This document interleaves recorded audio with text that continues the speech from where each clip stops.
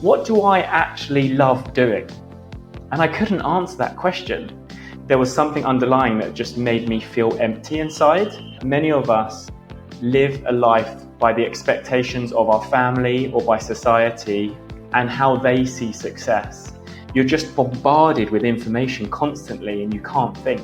And you end up just living on autopilot. And when you're on autopilot, nothing changes. What's the hardest thing you ever done that had a huge positive impact on yourself? There was a moment when it was the hardest situation that I had been in, and someone had said to me, look, it's getting really bad here, we suggest that you leave the country. I'd only been traveling for about 6 weeks. I thought, do you know what, I'm done. This is too stressful, I'm going back home.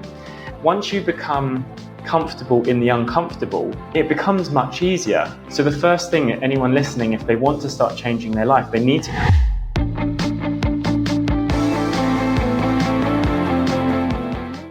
Welcome to the Nomad Solopreneur show. I'm your host, Gabe Marusca, joining you on your solopreneurship journey as you build, grow, and learn. Today, I got the chance to sit down with Leighton Dewitt, a life coach and podcast host at Mindful Escape. His mission is to empower individuals to break free from the shackles of routines, discover their true purpose, and live a life filled with passion, authenticity, and joy. Through the transformative power of personal stories, coaching, meditation, and mindfulness, he guides and inspires others to cultivate self-awareness, inner peace, and personal growth.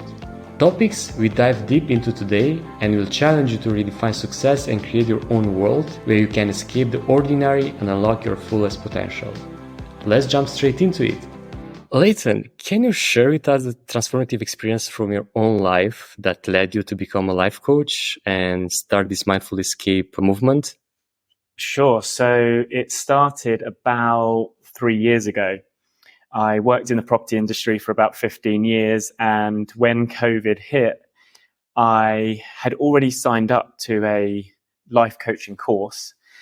So I was quite fortunate in the fact that during my time off, during furlough, which we had in the UK, I got to focus purely on the coaching course and started setting up my business. Unfortunately, I hadn't set it up enough to quit my job, and when COVID finished, I went back to work and continued as I did before.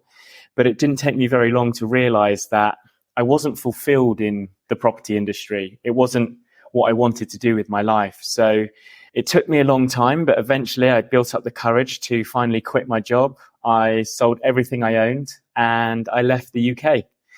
And over the it's been about 14 months now, I started traveling the world. I set up my coaching business. And in January of this year, I came up with this concept of mindful escape.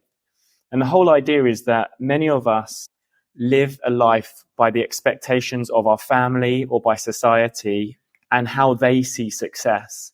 And that might be buying a house, getting married, having children, buying a nice car. But that might not be what success looks like to you. So Mindful Escape is all about living life on your terms, following your purpose and your passion. And I created my own podcast called Mindful Escape and the coaching to essentially help people live their best life. And how do you define success?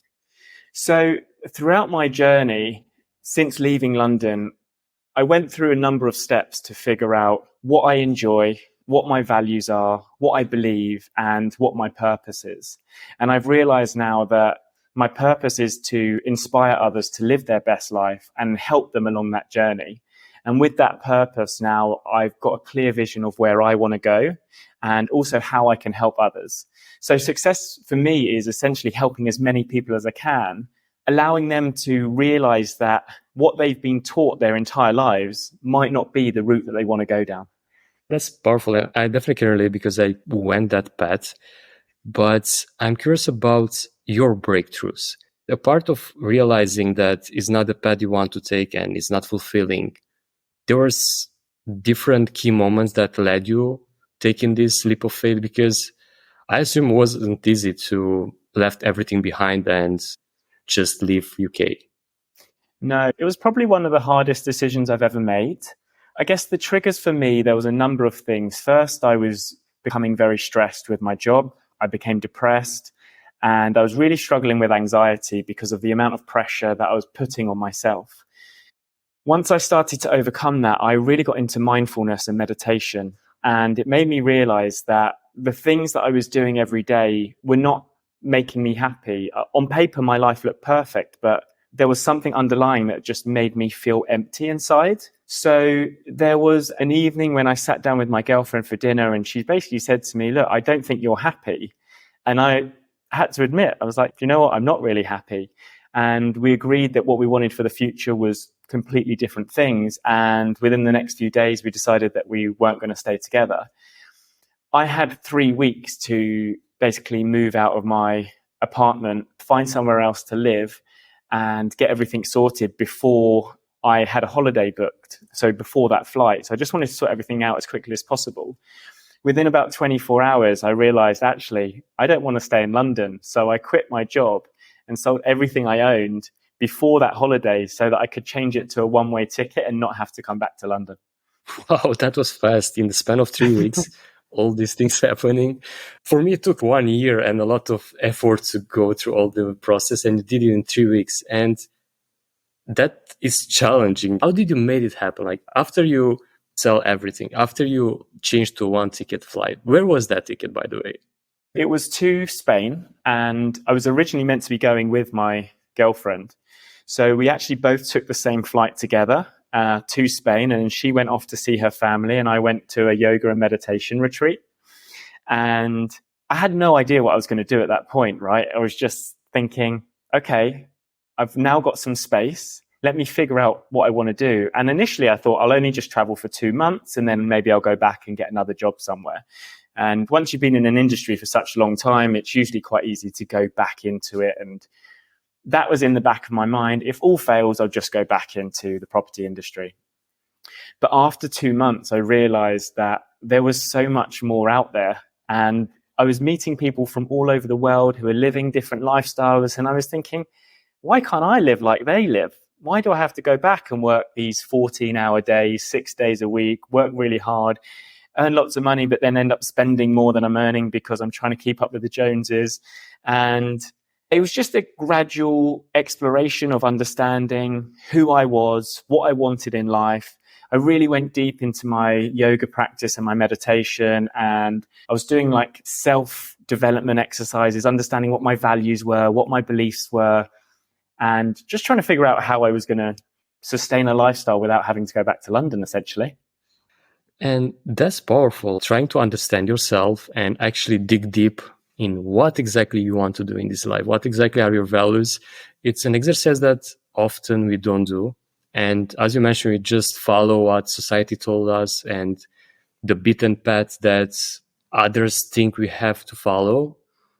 What will be, in your opinion, an easy step-by-step process for those listening to actually apply this in their life? There are certain questions that you ask yourself back then.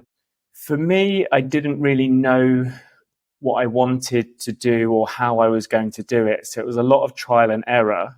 But now that I've done it and look back, I have quite a clear route of how to do it. And that's obviously what I do with my coaching clients. First thing that needs to be done is that you need to create space for yourself. So for me, I was working really long hours. And when I wasn't working, I was looking after the dog. Some people have got children. I was spending time with my partner. I was seeing family at the weekends. And I didn't really have any time for me. So the first thing, anyone listening, if they want to start changing their life, they need to create space for themselves so that they can be on their own and start processing what they're doing in their life and what they want to change. Because until you can start doing that, you're just bombarded with information constantly and you can't think. And you end up just living on autopilot. And when you're on autopilot, nothing changes. You just keep going through that same cycle. That's interesting because recently I literally blocked some time in my calendar to do nothing, to sit there with my own thoughts and just allowing myself to disconnect, be with myself and let my thoughts daydreaming or do nothing, allow me that peace of mind without external information, without distraction, to actually find solution to my own problems, to find steps to take in order to achieve what I want, and so on. This definitely works. But after you create this space for yourself and actually starting to think for your own, not what others are telling you what to do, what's, in your opinion, the next step they should take in order to be able to embrace this and be able to make a change? Because information is something, we come up with ideas and so on, but to actually put it into practice, I think, is one of the biggest challenge. Absolutely. I think the next step is to implement some kind of meditation practice. As you said, when you take some space to think and process things, that's great. But if you can implement a meditation practice as well, so that you can train your brain to focus and almost control your thoughts or be aware of your thoughts as well, so that while you're taking this time to think and let your mind wander, you can also then bring it back to the present moment and just train your brain and have that time to yourself, have that time to think, but then come back and say, okay, I'm here right now. Here's my breath, and just be in that moment. So those are the first two steps for me. And speaking of meditation, I know that is something that personally I try so many times. Sometimes I succeed, sometimes quote unquote I fail, because it's never a failure. But how someone that never tried meditation can start this practice and actually seeing results, actually making progress? Because for me, progress was the hardest part to achieve, doing constantly and being present without my mind wandering into many directions. I think it's important to remember that there's no such thing as a good or a bad meditation. I think coming from the mindset that we've been brought up with, we're always trying to achieve. But during a meditation, it's a practice. It's not an achievement as such. So it could be as short as 1 minute. And if your mind wanders and you catch your mind wandering and you bring it back, then that's great. And rather than punishing yourself for allowing your mind to wander, you should reward yourself when you catch your thought and just smile and just think, oh, I caught my mind wandering there. And it doesn't have to be long. I mean, I've met people that meditate for 2 hours a day, and that's not necessary to begin with. You could start by doing 1 minute, 2 minute, and then progress to 3, 4, and 5. And it's, as you say, it's all about keeping it consistent. So if you can only do 1 minute a day, start with 1 minute a day. And then if you can then progress, go to 2 minutes and just start small. And as with anything, it's baby steps. Because if you try and jump too far, you end up not succeeding. It becomes too much. You don't want to do it, and then you stop. My best advice is just start small. Don't have any expectations. Just be in that moment. And we're human. It's natural. We're going to have thoughts. Our mind is going to wander. But just when you catch it, just smile to yourself and be like, I had my mind wandering, but that's fine. It's all part of the practice. And that's the thing. Meditation is about awareness, and being aware that your mind wander. It's already a powerful step that you cut your mind doing that. And same apply with staying focused. Something that I started recently to realize when I get distracted and why, and write that thing down, helped me realize that most of the things that we got distracted by are not external factors, are just internal ones, like fear of doing something or fear of failure or whatever that reason is. A part of meditation, what other things are helpful to use in our day-to-day life in order to be more aware, be more present on what we do or what we want to achieve? I think it comes with practice generally, and the things that I implement into my life. So I have alarms that go off throughout the day.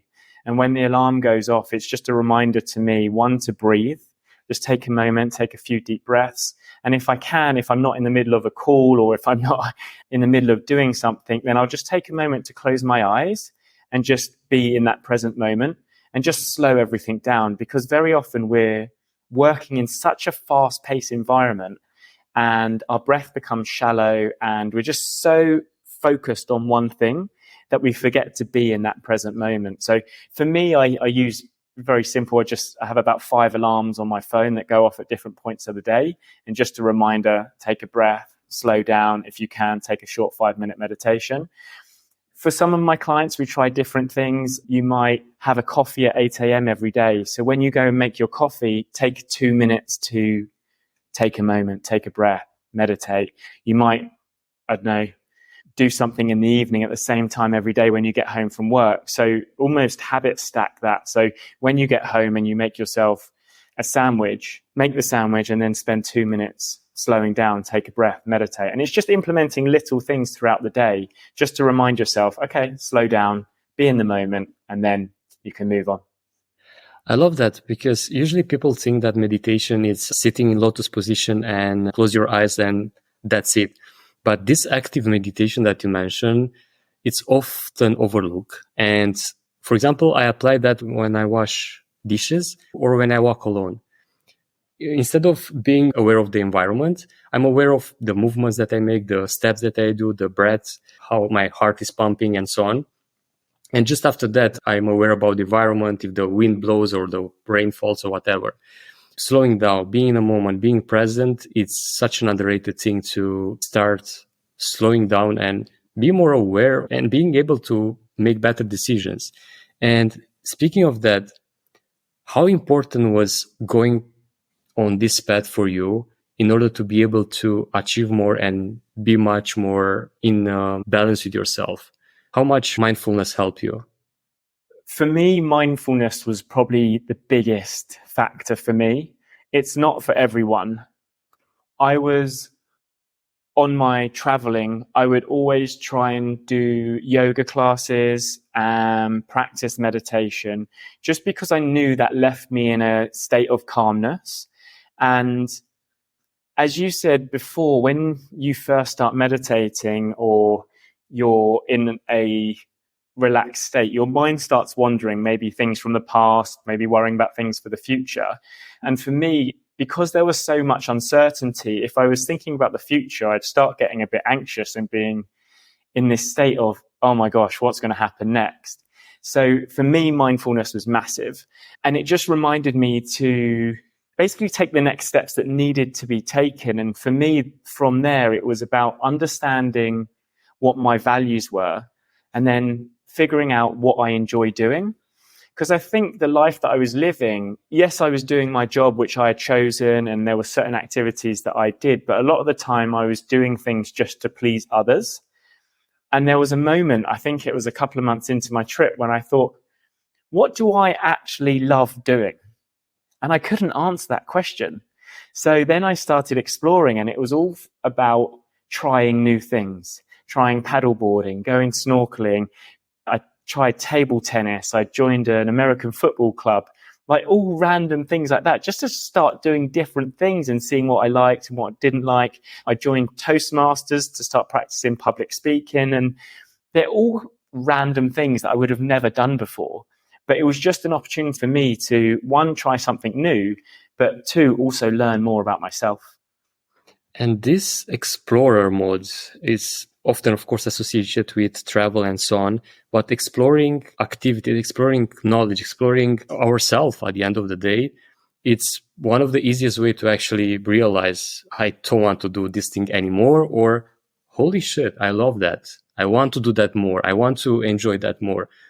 I find out that I really enjoy being in the sea, a person that I was scared as hell being in the water. I couldn't swim. I imagine myself all the time drawing. I was like watching those Hollywood movies with sharks and whatever. And I still have a huge respect for the ocean and so on. And I'm still scared sometimes. But in the same time, I start enjoying so much being in the water, being underwater, like doing a bit of free diving, snorkeling and so on. It's just unbelievable, just by exploring, by going out of your comfort zone. And speaking of comfort zone, how was your transition going back to your move out of UK? How was your transition through new cultures, new environments? It was really hard, actually, for two reasons. One is that typically I'm introverted, so I prefer to be on my own rather than go and speak to other people. And when you're traveling on your own, that can become very lonely. So that was my first challenge to overcome. And yes, it felt really uncomfortable. But I knew that if I didn't make the effort, I'd end up just spending all the time on my own. So you can't live life like that. So that was one of the big challenges. The other thing was just getting to understand what was allowed and not allowed as you go into different countries and cultures. Not allowed. I think it's expected and what's respectful and what you should and shouldn't do, how you behave. And I think for me, because I had traveled, but not in the same way, I would travel straight to a hotel before, spend 2 weeks in one place and then go back. But traveling this time, I was moving around so much. I was changing places every 2 to 3 days, taking different flights. I wasn't planning. I was taking a bus from one place to the next. And for me, that was really stressful because I hadn't done it before. But after about 3 months, moving location then became easy. And that for me was a huge realization that once you become comfortable in the uncomfortable, it becomes much easier. And then you can push your level even further and start doing things even more uncomfortable. And you keep doing that until it becomes easy again. So everything that you try for the first time is always hard. But once you get used to doing it and become comfortable in that awkward, difficult situation, then it becomes a lot easier. Definitely. And what's the hardest thing you ever done that had a huge positive impact on yourself? There was a moment when I wouldn't say it's the hardest thing, but it was the hardest situation that I had been in. Being a rookie traveler, I had booked some flights to India without sorting out a proper visa. I was in Sri Lanka at the time, and there was a huge political crisis that was going on. And I didn't realize, because I hadn't done any research, again, rookie traveler, I was just going from place to place. And I ended up staying in Colombo, the capital city, and there were these protests going on. And someone had said to me, look, it's getting really bad here. We suggest that you leave the country. So I was like, okay, fine. So I booked my flight to India, thought that would be great.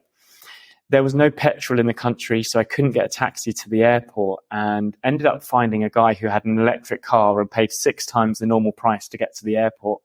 When I got there, they went to check me in, realized I didn't have the correct visa, and said that I couldn't take that flight, so I'd have to stay in Sri Lanka. And at the time, it all started kicking off. There was riots, there was people overtaking the president's house. There was nowhere really for me to go. And in that moment, I just went into this panic of, I don't know what to do. And I looked at the board and there was 3 flights. There was one back to London, one to Mauritius and one to Malaysia. And at that point, I'd only been traveling for about 6 weeks. I thought, do you know what? I'm done. This is too stressful. I'm going back home. And then I went up to the lady and I said, look, I need to get out of the country. Can you tell me which flights are available? So she went through the 3 flights. And I think in that moment, it was just so hard for me, for someone who hadn't been away from home for that length of time before, who had found everything so stressful. The easy option for me would have just been to take that flight home, but I didn't book it. I booked the flight to Malaysia, which I had no intention to go to, and went there instead. And it ended up being the best decision because I had the most amazing time. And it was life-changing, right? I could have just gone back to London, gone back into property, and still be sitting behind a desk right now, calling people, asking them if they want to buy a home.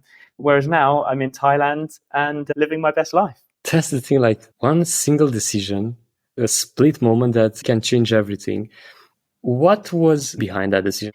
I don't know what it was in that moment. I think deep down, I didn't really want to go back to London. As I've gone on this journey, I have become more spiritual, and I knew there was something else out there for me, and I didn't really know what it was. Taking the flight back to London was the easy option. And there was something that I was telling myself along my journey, and I was reading a lot of self-help books and self-development, business books. And one of the things that came up for me at that time was sometimes the most difficult decision is the best one, or the most uncomfortable one is the best one.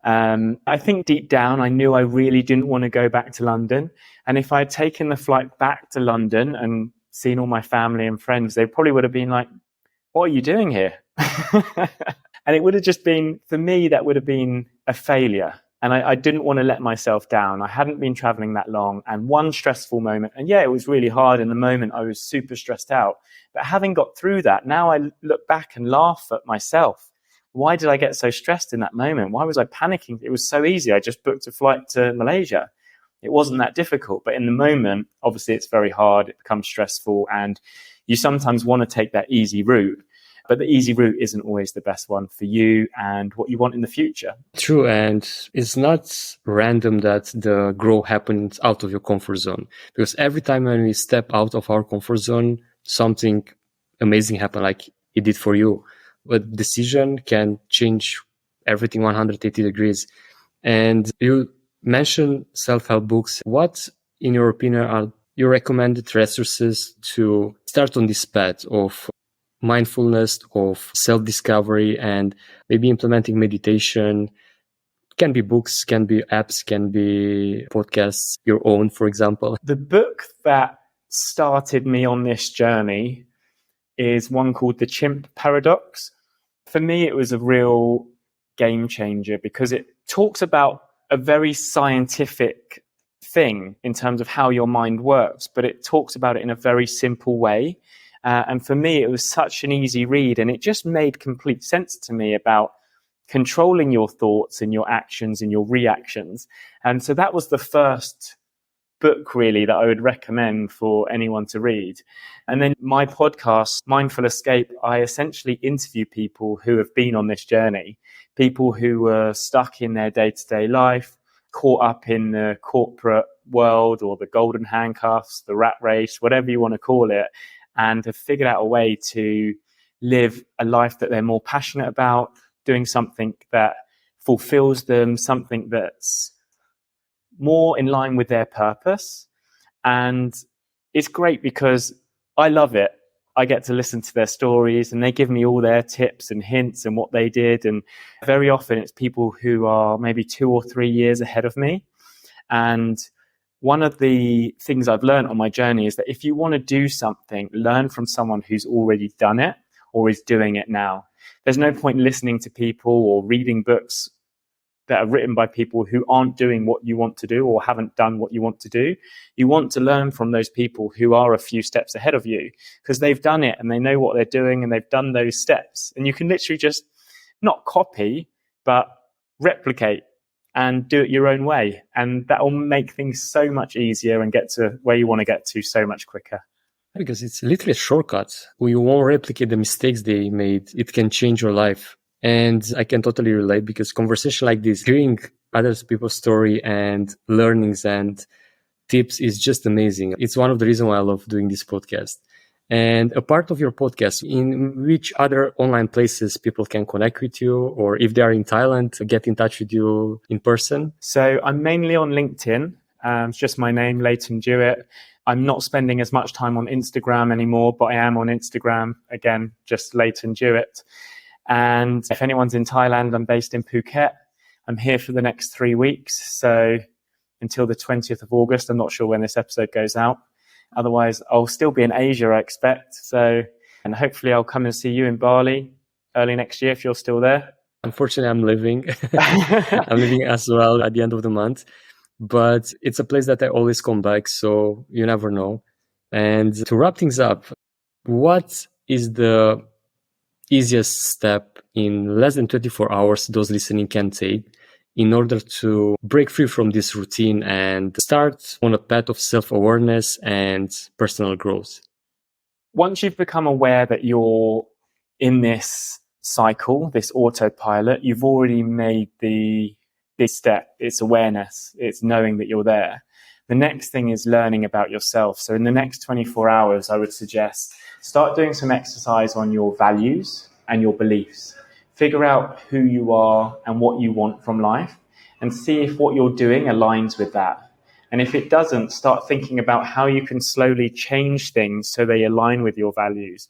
Because we become fulfilled when we're doing things that are aligned with our true self. So yes, do some values exercises. There's loads online. If you want one, I've got one. Just drop me a message. And once you understand what you want, start making those changes and start doing things that are a little bit uncomfortable, because stepping outside your comfort zone, as we said, is how you get to the next stage in your life, your development, your growth, and ultimately where you want to be. Beautifully said. And it's one of the challenges that I believe we should take quite often along our lives, because our values change, our purpose change maybe. And if you do this exercise regularly, you can even check we are still aligned, we are still on the path that you want to make, or you just got derailed by the next shiny thing or whatever. Thank you so much for sharing that. And thank you so much for sharing your story and all these amazing tips. Can't wait to share the episode with our audience, and always great to have someone like you with so much experience and breaking the norms. That's the thing, not going on the beaten path and go out your comfort zone and do your own thing.